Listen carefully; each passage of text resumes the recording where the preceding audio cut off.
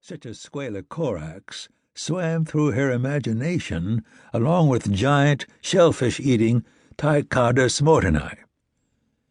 When she'd been 6, her father had brought her to this country from Tucson, Arizona, and had dragged her along on his private excavations that helped support his rock shop on the old highway out near Lake DeSmet between Durant and Sheridan. She still remembered what she'd said one day as they'd gotten out of his battered pickup, her fingers climbing up his pant leg until she found the reassuring hand with gloves worn like saddle leather, the adjustment straps with the transparent red beads. "There's nothing out here, Daddy." He surveyed the rolling hills that led from the Bighorn Mountains to the endless Powder River country, smiled as he pushed back his straw hat, and spoke gently to her. "There's everything here. You just have to know where to look." Jennifer had learned to look and had never stopped. Dave Bauman's hands and hers were in the excavations that had led to the displays that crowded the High Plains Dinosaur Museum in Durant, and at 26 she was still searching. Truth be told, Jen liked dead things better than live ones. They were less trouble, the conversations being one-sided.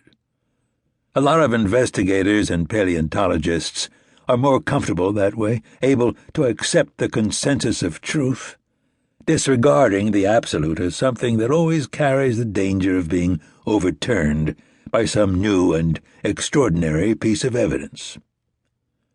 She lowered the camera, took another sip of water, and poured her dog more.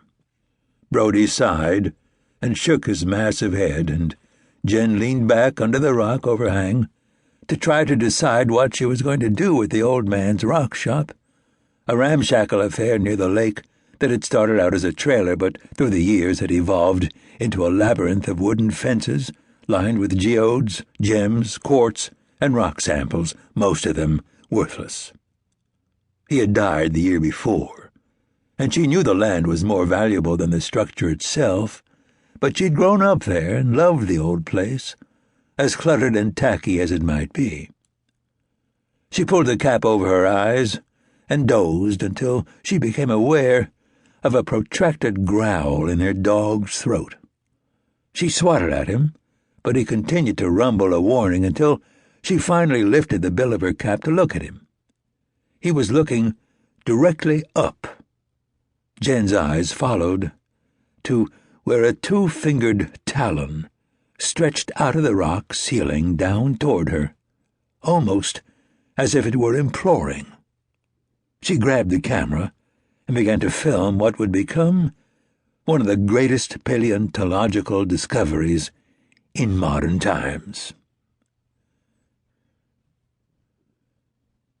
Victoria Moretti sipped the coffee from the chrome lid of my thermos, leaned forward, and peering through the windshield, watched the man with an intensity that only her tarnished gold eyes could command. "Is that some weird-ass Wyoming fishing technique I don't know about?" I could see that Omar was tossing something into the water from the banks of the man-made reservoir. "What the hell is he doing?" Ruby, my dispatcher, had received a call from him early in the morning and had bushwhacked Dog and me with it when we came in the door. I had filled up my thermos and in turn bushwhacked Vic before heading out to the 10,000-acre Lone Elk place to find out what was up. Outdoor adventurer, outfitter, and big-game bon vivant, Omar Rhodes had contracts with all the big ranchers and sometimes used their property for extended hunting and fishing junkets. Usually he kept his spots secret, but this time he'd told Ruby where he was and that I might want to come out and meet him.